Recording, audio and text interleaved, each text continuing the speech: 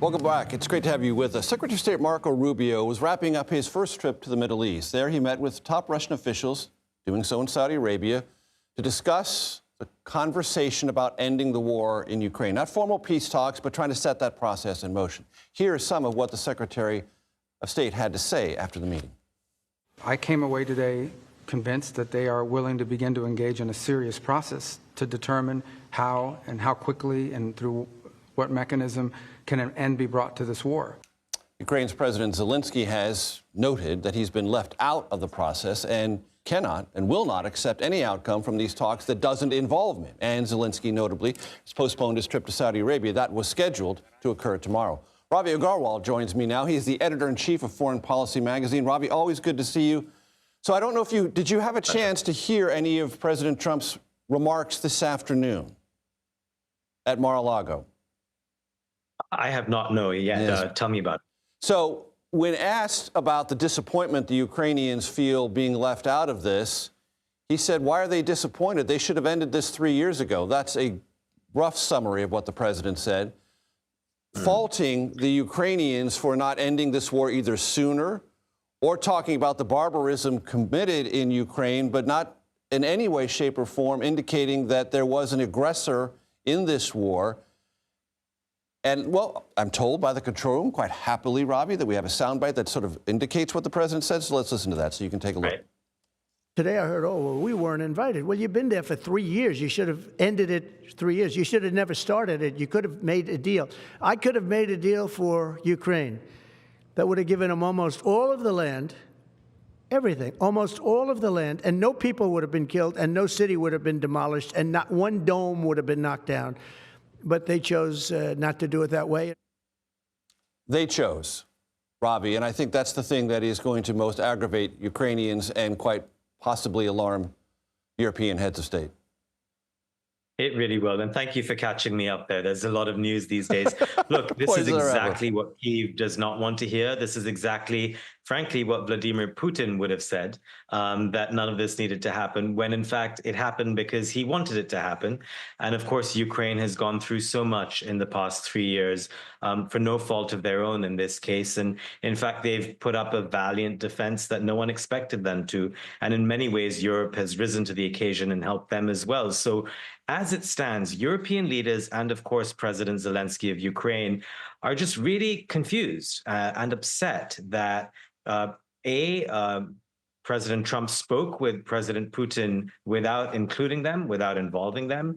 B, that everything that seems to be coming out of the White House and this team right now seems to suggest that America alone can fix this problem, but Europe alone has to pay for it all. That really won't work for the Europeans. And Ravi, is it possible that President Trump is doing a diplomatic head fake here, softening things up, saying things in a Putin-esque way to deceive the Russians, where, in fact, when they get into the room, they're going to drive a super hard bargain and make the Russians accept things that this rhetoric would suggest the United States isn't going to drive for? Is that possible? I mean, it could be. And Trump all along has said that he is going to shake things up. He's going to bring a different approach to negotiations. And granted, maybe the way things were going needed to be shaken up a little bit. But what is confusing here is that Trump usually begins with a maximalist position by asking for too much and then giving some and reaching a middle ground. This, Major, is the opposite, where he is already talking about giving up more than would be palatable to the Europeans, to Ukraine. It's harder in any negotiation if you begin from a minimalist position. So Defense Secretary Pete Hegseth last week said that it would be unlikely that Ukraine would get to join NATO. This is exactly the opposite of what the United States has been trying to push towards in the last year or so.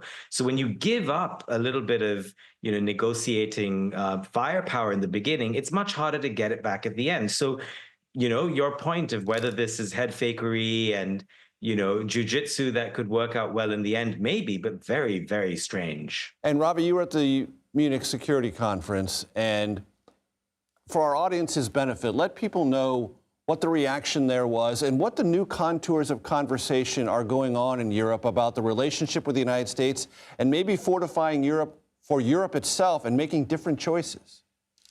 Yeah, so the Munich Security Conference, for your audience, is an annual security summit. It's been going on for about 6 decades now. It's a transatlantic summit mostly, which is attended by all the defense ministers, foreign ministers, spy chiefs, some heads of state as well. And so it was again this year, where all of them assembled and were expecting to really discuss the future of Ukraine. And they were looking forward to the top American envoy there, which in this case was Vice President J.D. Vance.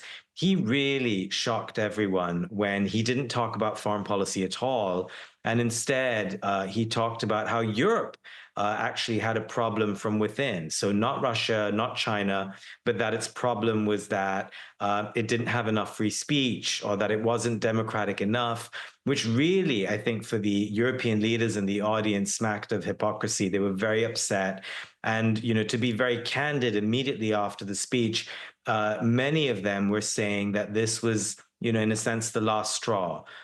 This was a sign, if they ever needed one, that the United States was not looking out for European interests, and that Europe needed to figure out how to go it alone, how to not rely on the United States in the future because it was so unreliable. How to actually do that is a bigger question, because it would take at least a decade or 15 years for Europe to reorient its defense supply chains and to become self-reliant on the security front.